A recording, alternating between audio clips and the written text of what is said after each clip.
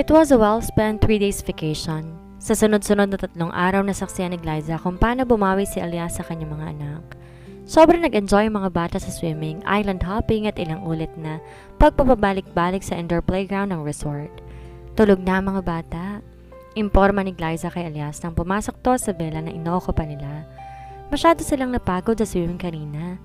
Salamat, sobrang nag-enjoy ang mga bata. How about you, Glyza? Did you enjoy the vacation? Napaawang naman ang labi ni Glyza. Di niya naiwasan tanungin ang sarili. Nag-enjoy nga ba siya sa bakasyon nila?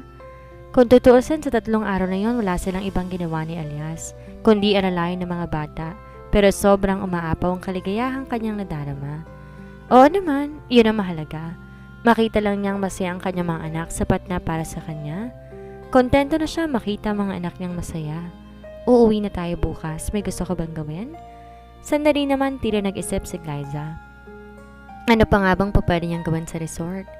Gusto mo bang manood sa guest band nila ngayong gabi? Di niya maiwasan na mapakulot noo. Guest band? Yes, may live concert sila dito every Friday night. Napatango naman si Glyza. That's exciting, komento niya. Gusto mo bang pumunta? Agad namang napabaling si Glyza sa kanyang mga anak na mahimbing nang natutulog. Pero paano mga bata? Don't worry, nandito rin sa resort si Justin. Pwede ko siyang papuntahin dito para bantayin niya mga bata. Muling napatingin si Glyza sa kanyang mga anak. Gusto niya rin lumabas at maranasan ang nightlife sa resort, ngunit parang di niya kayang alisin sa paningin niya ang kanyang mga anak. Mula nang mawala ang bata, tila ayaw niya nang mawala ang mga to sa kanyang paningin. I know, you already missed your nightlife. Don't worry about the kids. Justin will come to look after them. Makakaasa kang hindi niya pababayaan ng kambal. Sa tinurang yun ni Elias, tuluyan na nakapagdesisyon si Glyza. Total meron naman magbabantay sa kanyang mga anak. Di naman siguro masamang lumabas din siya at enjoy ng gabi. Sige, hintayin mo na lang ako sa baba, magbibihis lang ako saglit. Eksakto nakabihis na si Glyza nang dumating si Justin. Napili niyang isuot ang makipot na kulay itim may bestidang hanggang kalahati ng hita niyang haba. Backless yon dahilan para lalong ma-expose ang makinis niyang balat at balingkinitan niyang katawan. Wala ka bang ibang damit? Di maiwasan ni Elias sagurin si Glyza ng tingin mula ulo hanggang paa. Agad ding nangunot ang noo. Hindi ba pwede tong suot ko? Di rin naiwasan ni Glyza ang hagurin ng kanyang sarili. Di umimik ang lalaki ngunit sumimangot to. Okay, sige. Magpapalit lang ako saglit. Akmang tatalikod siya pabalik sa vela nang muling magsalita si Elias. Wag na, suotin mo na lang to. Hinubad niya ang suot niyang hoodie jacket. Di naman maiwasan ni Glyza ang mapangiwi. Ang ganda-ganda ng suot ko, tas pagsusuotin mo ako ng ganyan? You have no choice. Malamig na wika ni Elias sabay ng pagpatong ng hoodie jacket sa balikat ni Glyza. Dapat pala nag-loose t-shirt na lang ako. Pagmamaktol ni Glyza na magsimulang maglakad si Elias. Simpleng-simpleng suot ng lalaki na black v-neck shirt at maong pants. Bagaman halatang branded ang mga yon. Next time, malamig na sagot ng lalaki, dahilan para kumulo ang dugo ni Glyza. Napasimangot siya sabay ng pagsunod niya sa lalaki. Ngunit ang pagsimangot ay unti-unting nabura nang maramdaman niya ang paghawak ni Elias sa kanyang kamay. Naparunok siya at di rin maiwasang mapatingin kay Elias. Tila baliwala naman dito ang reaksyon niya. Tila din napipis siya. Basta, hinayaan lang sariling magpatangay sa lalaki. Napakurap na lang si Glyza nang bumitaw sa kanya si Elias. Ngunit sandali lang yon dahil kasunod ang pag-akbay nito sa kanya. Napatitig siya sa lalaki.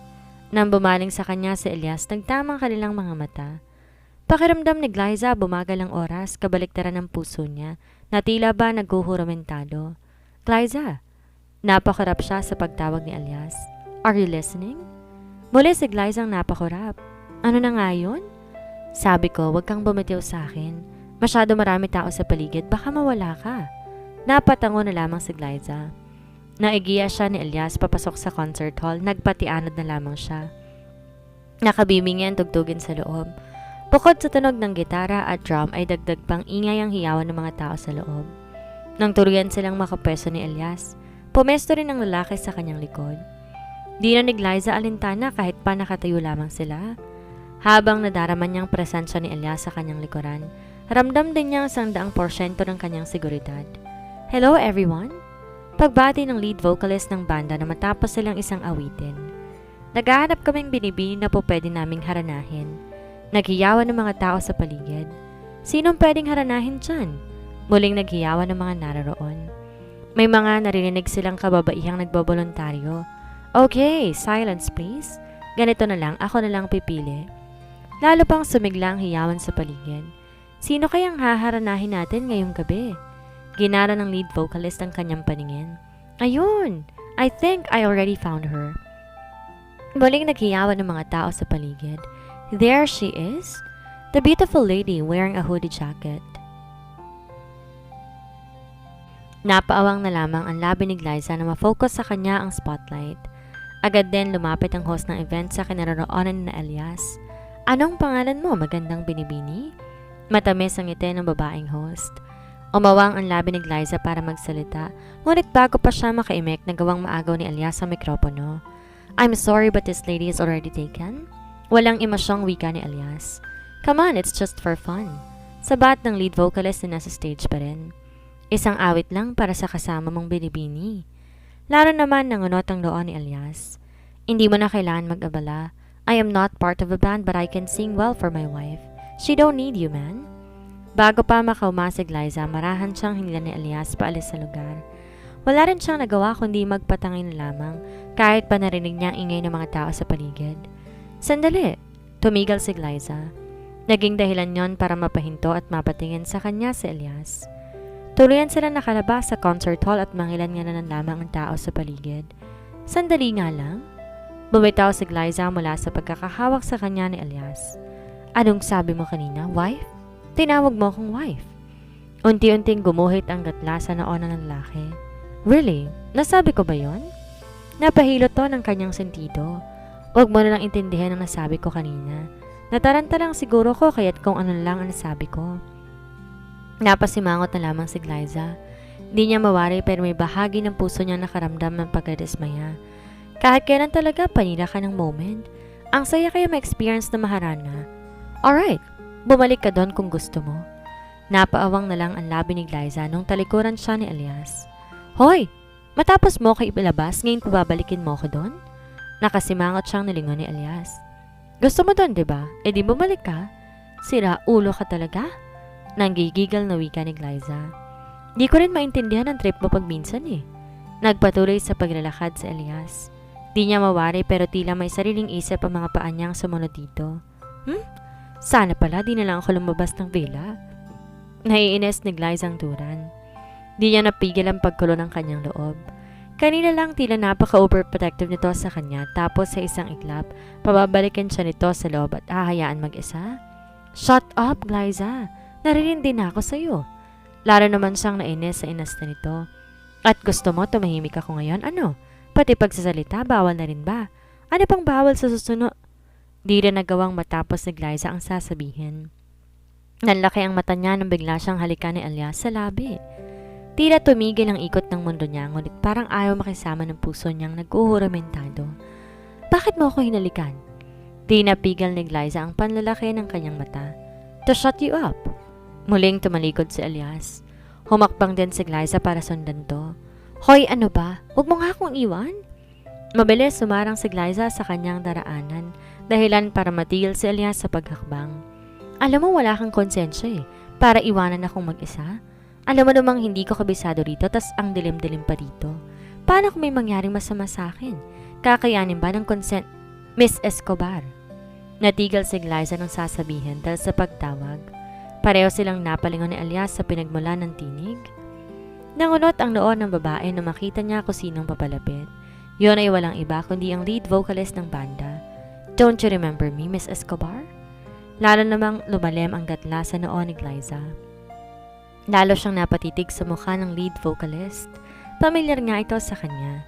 Tila ba nakita niya na to minsan? Jake! Pagpapakilala ng lalaki. Unti-unti namang nabura ang gatla sa noo ni Glyza. Unti-unti napalitan ng liwanag ang kanyang mukha. Jake Revilla? Nakangiting wika niya. Lalo pang tumamis ang pagkakangiti ng lalaki. Yes, it's me. I'm glad that you still remember me, Miss Escobar. Di naman iwasan ni Elias ang mapaingos habang nakatingin siya sa dalawa. Hala! Natutop ni Glyza ang kanyang bibig. Pagkatapos gumuhit ang nahihiyang ngiti sa labi nito. Sorry, hindi kita nakilala agad. Di naman nawala ang matamis ng ngiti ng binata. It's okay, it's not a big deal. By the way, can I invite you for coffee? You know, just to spend the night? Masyado pa kasing maaga para matulog na. Umawang ang labi ni Glyza para magsalita, ngunit natigil siya na marinig niya ang pagtikhim. Otomatiko ring napunta ang tingin ni Jake sa likuran ni Glyza. Sinalubong naman ni Elias ang kanyang tingin. Oh, sorry, may kasama ka pala? Hinging pamanhin ni Jake sa babae. Tara na, Glyza. Pagayaya ni Elias sa kanya. Sandali namang napabaling si Glyza sa kanyang kasama. At dahil naiinis pa rin siya sa lalaki, hindi niya iwasan na mag-ikot ng mata. Para namang hindi yun napansin ang dalawa. Sige lang, mauna ka na. Ayos lang kami kasama naman ako. Malamig na wika ni Glyza. Di naman din maiwasan ni Elias ang pagguhit ng gatla sa kanyang noo. Hindi naman na yun napansin ni Glyza dahil muli namang napunta ang tingin niya sa lalaki. Hindi ko akalaing makikita kita rito, Mr. Revilla. At hindi ko naman akalain ang galing-galing mo palang kumanta. Muli namang napangiti na matamis si Jake dahil sa natanggap na papuri. Lalo namang umigting ang panga ni Elias sa nasaksihan. Aalis na raw si Justin. Walang magbabantay sa mga bata. Walang emosyon niyang turan para makuha ang atensyon ng dalawa. Agad naman napatingin si Jake sa kanya. Mga bata? Buong kumpiyansa namang sinilubong ni Elias ang tingin ng lalaki. Yes, I am referring to her kids. Mariintong tumitig sa kanya bago nagpatuloy. With me. Unti-unting nabura ang ngiti ng vocalist bago tumaling bumaling kay Glyza. May anak ka na pala? Gumuhit naman na matamis ng ngiti sa labi ni Glyza. Oo, meron akong kambal na anak and I am the father of the kids. Sabat naman ni Elias. Muli namang napatingin sa kanya si Jake. But she is not married to you, right? Muling napatitig na mariin sa kanya. And so what? It will never change the fact that I am the father of her children. Bago pa sila makahuma, mabilis nang hinawakan ni Elias ang kanyang kamay. Let's go, Glyza. The kids are already waiting. Napalingon na lamang ang dalaga kay Jake nang hilahin sa paalis ni Elias. Sige na, Jake. Kumaway si Glyza sa lalaki. Gumuhit din ang hiya sa mukha nito. Pasensya ka na. Kailangan ko ng mauna. Salamat na lamang sa pag-invite. Gumuhit naman ang munting ngiti sa labi ng bokalista na tila nagsasabing wag na siyang mag-alala. Next time na lang siguro, Miss Escobar. Walang nagawa si Glyza kundi magpatianod na lamang. Pinilit niya kumawala sa pagkakahawak nito, ngunit nahing mahigpit naman ang pagkakahawak ni Elias sa kanyang kamay. Ano ba? Bitawan mo nga ako? Nagpumigla siya at pilit na kumawala. Nang tuluyan nga silang makapasok sa loob ng villa, saka lamang to binitawan ni Elias. Nagpupuyos ang damdamin nito nang lingunin niya ang babae. Really, Glyza? May plano ka pang makipagkita ulit sa lalaking yon?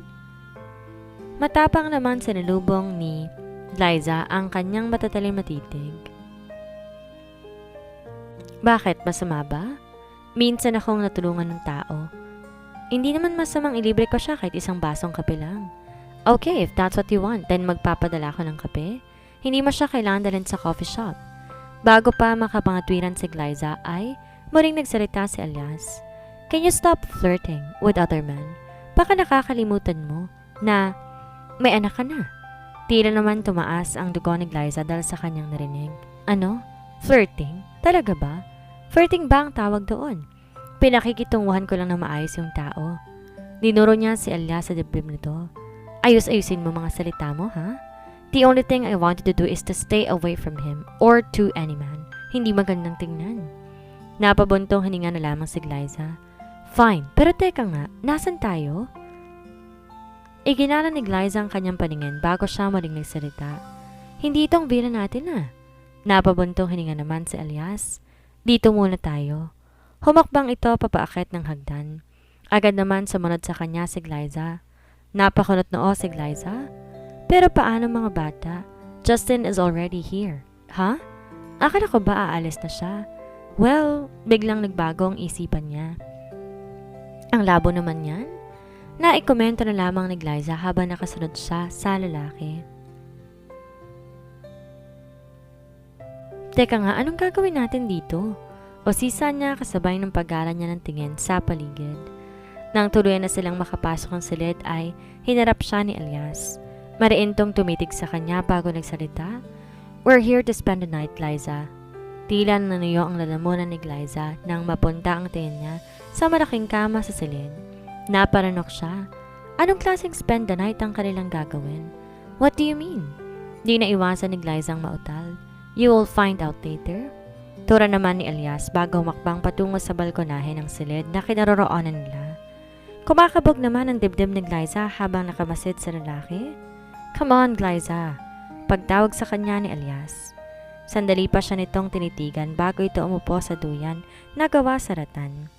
Di naman naiwasan ni Liza ang pagkabog ng kanyang dibdib na magsimula siyang humakbang papalapit. Here. Tinapik ni Elias ang espasyo ng kanyang tabi. Napakarap ang dalaga. Uupo ako dyan? Tumikwas ang gilid ng labi ni Elias. Why? Do you want to sit in my lap instead? Agad namang nanlaki ang mata ni Liza. Hoy, sira ulo? Gumuhit naman ang pinong ite sa labi ni Elias. See that attitude of yours? Ganito ka sa akin dati nung bodyguard mo pa ako. Tapos kapag napipikon ako, pinagtatawanan mo ako. Napahalokip-kip naman ang babae. Gumaganti ka? Hindi naman. Medyo naninibago lang ako but anyway, why the sudden change? Bakit nga biglang nawala ang kapilihan nga ngayong nalaman niya ang totoong pagkatao ng lalaki? Kasi akala ko noon, kusang tumigil si Liza na tila nag-aalangan sa sasabihin. Na ano? Tila naiinip naman na tanong ni Elias. Ano? Naparunok siya. Iba ka naman kasi, iba rin si Eljon. You know it's not true, isang tao lang kami. Naramdaman naman ni Liza ang paglabas ng butil sa kanyang noo. Para sa akin, iba ka. Iba rin si Eljon. Is it because Eljon is just a bodyguard who has an ugly face? Di mabilis sa sagot ni Liza. Di naman ganun ang tingin ko kay Eljon. Is it because Eljon is just a bodyguard? Ano lang? Nag-iinit ang kanyang pisngi. Siya kasi walang mali siya. Gumuhit ang tipid ng ngiti sa labi ni Elias. So sa akin meron? Nagpapadyak naman si Liza. Hindi ganun, syempre basta. Alright, whatever. Di nabura ang pigil ng ngiti sa labi ni Elias. Huwag mo na nga akong asarin dyan. Nakakainis ang ngiti mo. Napatikim naman si Elias. Pinilit itong seryosohin ng pagmumukha. Alright, maupo ka na rito. Muli nitong tilapik ang bakanting espasyo sa duyan. Isipin mo na lang na hindi ako si Elias Villanueva. Sandali siyang tinitigan ni Liza bago siya nagdesisyon humakbang papalapit. Tumikim rin siya bago siya tuluyan maupo sa tabi ni Elias. Tuloy naman sumandal si Elias sa duyan. Look at the sky, Liza. Napatingala ang dalaga. It's beautiful, isn't it? Tira naman hinaplos ang puso ni Liza. Di maiwasan ang panginig ng mata niya habang nakatingin sa mga bituin sa kalangitan. Yeah, sumandal ka rito para makita mong mabuti kung gaano kaganda ang langit at para na rin mas komportable ka. Napapalunok na lamang si Liza kasabay ng kanyang pagsandal.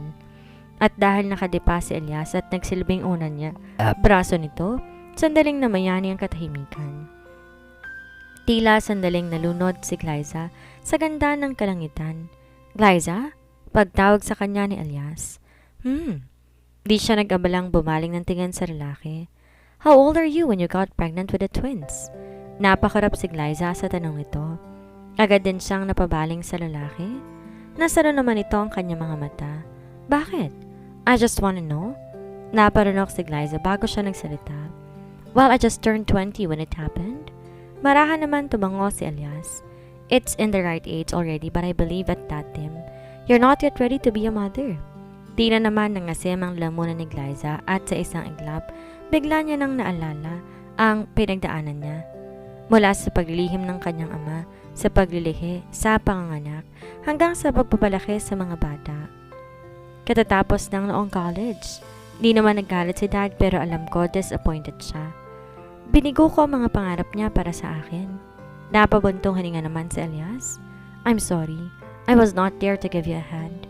Kung nalaman ko lang, it's my choice not to tell you. Tura ni Liza bago pa nito matapos ang kanyang sasabihin. Nangunot naman ang noon ni Elias. But why? Kung alam pala nito na na siya ang ama ng bata, bakit pinilit nitong huwag sabihin sa kanya? Nalubig naman ang mga mata ni Glyza, tila anumang oras maluluha na ito. Dahil nalaman kong ikakasal ka na noon sa kapatid ko. Lalong lumalim ang gatla sa noon ng lalaki. Naglikot din ang mga mata nito at tila nag-iisip. I don't wanna insult you but I just want you to know. Saan tayo nagkakilala? Sa Panthers Night Hub ba? Tila naman bombang sumabog sa alaala ni Glyza ang pangalan ng bar. Ang bar kung saan siya nag-celebrate ng kanyang 20th birthday. Ang bar kung saan siya nakapakalango sa alak, nagpatangay sa pinakagwapong lalaki na nakita niya ng gabing iyon.